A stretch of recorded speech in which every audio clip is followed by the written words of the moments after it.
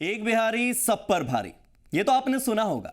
लेकिन 36 बिहारी बसा दिए हैं पूरी बिरादरी, या कहें कि पूरा का पूरा एक देश, और देश का नाम है मॉरिशस। प्रधानमंत्री नरेंद्र मोदी 2 दिन के राजकीय दौरे पर मॉरिशस पहुंचे, और जब प्रधानमंत्री मोदी मॉरिशस पहुंचे तो उनके स्वागत में मॉरिशस की महिलाओं ने पारंपरिक बिहारी गीत गवई गाया। बिहारी गीत गाना केवल इत्तेफाक नहीं है, ये मॉरिशस की परंपरा है, वहां की संस्कृति है। क्योंकि 191 साल पहले भारत के बिहार के रहने वाले 36 गिरमिटिया मजदूरों ने ही मॉरिशस देश को बसाया था। आखिर गिरमिटिया मजदूरों को मॉरिशस क्यों लाया गया, कैसे 36 भारतीयों ने नया देश बसाया, और क्या है प्रधानमंत्री नरेंद्र मोदी के मॉरिशस दौरे के मायने, देंगे हर सवाल का जवाब इस वीडियो में। लेकिन उससे पहले, यह वीडियो आप देख रहे हैं जी भारत पर, चैनल को कर दीजिए फट से सब्सक्राइब और बेल आइकन को कर दीजिए प्रेस। नमस्कार, मेरा नाम है हार्दिक दवे और आप देख रहे हैं जी भारत। कहानी की शुरुआत होती है 18वीं सदी से। भारत में अकाल और भूखमरी बढ़ने लगी थी, जिसके चलते करीब 3 करोड़ लोगों की मौत हो गई। उस वक्त तक देश में अंग्रेजों ने अपनी पकड़ मजबूत कर ली थी।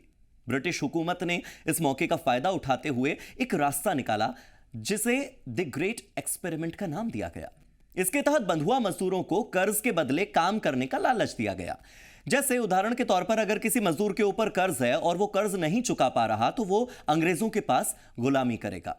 इसके लिए समय सीमा भी तय की जाएगी और इस दौरान मजदूर को अपनी गुलामी के बदले कर्ज से छुटकारा मिल जाएगा। इसके अलावा उन दिनों अंग्रेजों को चाय और कॉफी का चस्का लग गया, जिसमें शक्कर भी इस्तेमाल होती थी। उस वक्त शक्कर का उत्पादन यानी कि शुगर का प्रोडक्शन कैरेबियन आइलैंड्स यानी आज के समय के मॉरिशस और आसपास के द्वीप में होता था। ऐसे में ब्रिटिशर्स ने कैरेबियन द्वीपों पर गन्ने की खेती बढ़ा दी, जिसके लिए भारतीय मजदूरों को मॉरिशस लाया जाने लगा। 10 सितंबर 1834 को पश्चिम बंगाल के कोलकाता से एटलस नाम के जहाज ने 36 बिहारी मजदूरों को मॉरिशस के लिए रवाना किया।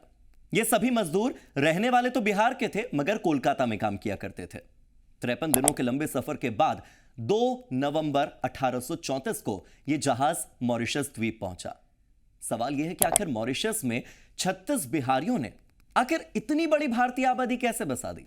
दरअसल शुरुआत में ब्रिटिश हुकूमत ने भारतीय मजदूरों को 5 साल नौकरी देने का वादा करके मॉरिशस तो भेज दिया। पुरुषों के लिए 5 रुपये महीना और महिलाओं के लिए 4 रुपये महीना तनख्वाह तय कर दी गई। इसके लिए पहले उनसे एक अग्रीमेंट पर साइन करवाया जाता, जिसे भारतीय गिरमिट कहा गया, और साइन करने वाले मजदूर कहलाए गिरमिटिया।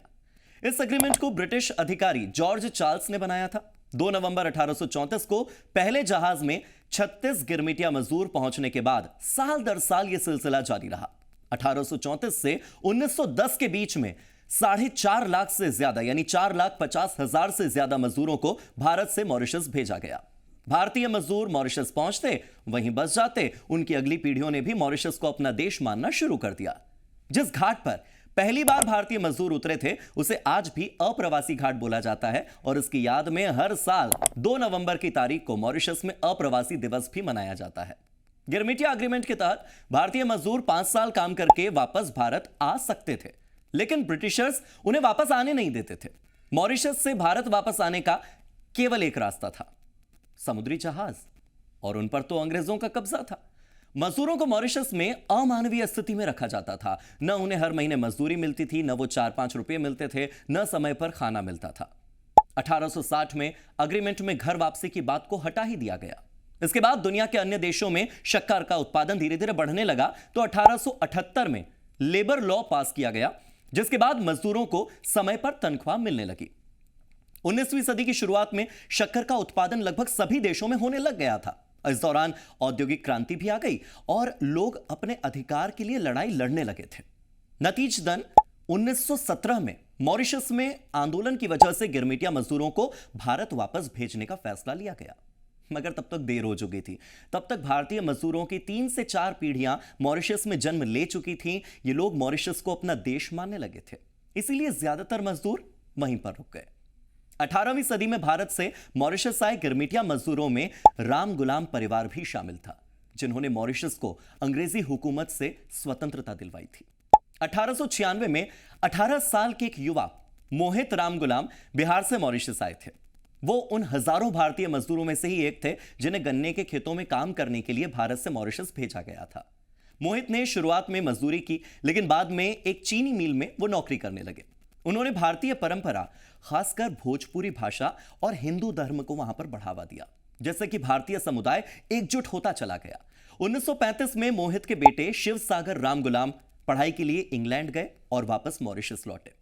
इंग्लैंड में शिव सागर भारतीय स्वतंत्रता संग्राम से जुड़े नेताओं से काफी ज्यादा प्रभावित हुए। उन्हें आजादी के बारे में पता चला और इसके चलते उन्होंने मॉरिशस के मजदूरों के अधिकारों और वहां के वोटिंग राइट्स यानी कि वोटिंग के अधिकार के लिए संघर्ष करना शुरू किया। उन्होंने लेबर पार्टी बनाने में एक अहम भूमिका निभाई और देश की आजादी के लिए संघर्ष किया। 1968 में मॉरिशस आखिरकार स्वतंत्र हुआ।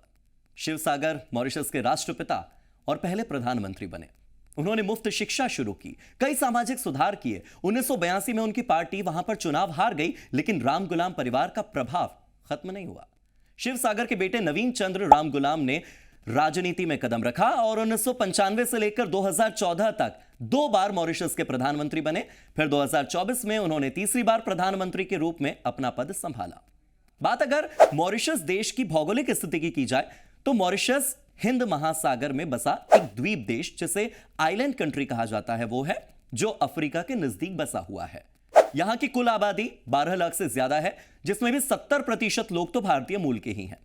रिसर्च ऑर्गेनाइजेशन बीटीआई की 2024 की रिपोर्ट के मुताबिक मॉरिशस की कुल आबादी में करीब 52% हिंदू हैं। इसके अलावा 30.7% ईसाई हैं, 16.1% मुस्लिम आबादी है और 2.9% चीन के रहने वाले लोग हैं, जो कि यहां आकर बसे हैं। यह देश अफ्रीका में सबसे ज्यादा प्रति व्यक्ति आय वाले देशों में से एक है और मॉरिशस की मुख्य भाषा मॉरिशन क्रियोल है। साथ ही भारतीय भाषाओं और रीति रिवाजों का चलन यहां पर बहुत आम है। यहां पर भोजपुरी भाषा बहुत आयात में बोली जाती है। यहां आपको यह समझना जरूरी है कि आज भारत के लिए मॉरिशस इतना इंपॉर्टेंट क्यों है, इतना अहम क्यों है। 5 पॉइंट्स में समझाता हूं। पहला पॉइंट, दोनों देशों के बीच में व्यापार में बढ़ोतरी हुई है। मॉरिशस भारत में इन्वेस्टमेंट का एक बहुत बड़ा जरिया रहा है। 2000 से लेकर अब तक मॉरिशस ने भारत में 175 अरब डॉलर यानी कि 1.4 लाख करोड़ रुपए का निवेश किया है। दूसरा पॉइंट है, इंटरनेशनल फोरम पर एक दूसरे के समर्थक हैं ये दोनों देश। मॉरिशस की आजादी के बावजूद चागोस द्वीप पर ब्रिटेन ने कब्जा बरकरार रखा था। इस विवाद में भारत ने हमेशा मॉरिशस का साथ दिया है, सपोर्ट किया है। वहीं मॉरिशस ने संयुक्त राष्ट्र सुरक्षा परिषद यानी कि यूएनएससी में स्थायी सीट के लिए भारत की दावेदारी का हमेशा समर्थन किया। दोनों एक दूसरे के सपोर्टर हैं। थर्ड पॉइंट है, हिंद महासागर पर दोनों देश एकमत है। भारत को घेरने और हिंद महासागर में दबदबा बढ़ाने के लिए चीन ने पाकिस्तान के ग्वादर, श्रीलंका के हम्बनटोटा से लेकर अफ्रीकी देशों में कई पोर्ट प्रोजेक्ट्स में पैसा लगा रखा है। इसके जवाब में भारत ने हिंद महासागर में अपनी मौजूदगी बढ़ाने के लिए साल 2015 में security and growth for all in the region यानी कि सागर प्रोजेक्ट शुरू किया था। इसके तहत भारत ने मॉरिशस के उत्तरी अगालेगा द्वीप पर मिलिट्री बेस तैयार किया है। यहां से भारत मॉरिशस मिलकर पश्चिमी हिंद महासागर में चीन के सैन्य जहाजों, चीन की सैन्य पनडुब्बियों पर नजर रख सकते हैं। चौथा बड़ा फैक्टर है समुद्री निगरानी और खुफिया साझेदारी। भारत ने मॉरिशस में कोस्टल रडार सिस्टम और जॉइंट मॉनिटरिंग सिस्टम लगाया हुआ है। वहीं मॉरिशस ने गुरुग्राम में, हरियाणा के गुरुग्राम में मौजूद information fusion centre IFC join किया है, जहां हिंद महासागर की सुरक्षा से जुड़ी हुई जानकारियां साझा की जाती हैं और समुद्र में होने वाली हर हरकत पर नजर रखी जाती है। पांचवा पॉइंट यह कि मॉरिशस के भारतवंशियों को भारत में रहने की छूट है। ओवरसीज सिटीजनशिप ऑफ इंडिया यानी कि OCI के तहत भारत ने मॉरिशस के भारतवंशियों को काफी ज्यादा सुविधाएं दी हैं, जिसके जरिए मॉरिशस के भारतवंशियों की 7 पीढ़ियों को भारत में स्थायी रूप से रहने, भारत में काम करने की इजाजत मिलती है। इसका मकसद दोनों ही देशों के बीच में सांस्कृतिक और आर्थिक संबंध को बेहतर करना है। अंत में सवाल यह आता है कि प्रधानमंत्री नरेंद्र मोदी के मॉरिशस दौरे के आखिर मायने क्या है। देखिए, बजट सत्र के दौरान प्रधानमंत्री मोदी का मॉरिशस जाना इस बात का तो सबूत है कि यह देश भारत के लिए इंपॉर्टेंट तो बहुत है, बहुत जरूरी है। अगर भारत मॉरिशस पर अपनी पकड़ ढीली कर देगा तो चीन इस पर कब्जा कर लेगा और भारत ऐसा होने नहीं देना चाहता, क्योंकि मॉरिशस से भारत हिंद महासागर पर अपनी पकड़ बनाए हुए है। यहां पर भारत का मिलिट्री बेस भी है। तो यह था मॉरिशस का इतिहास, मॉरिशस का वर्तमान और भविष्य में मॉरिशस का महत्व। आज के इस एक्सप्लेनर वीडियो में फिलहाल इतना ही। जी भारत।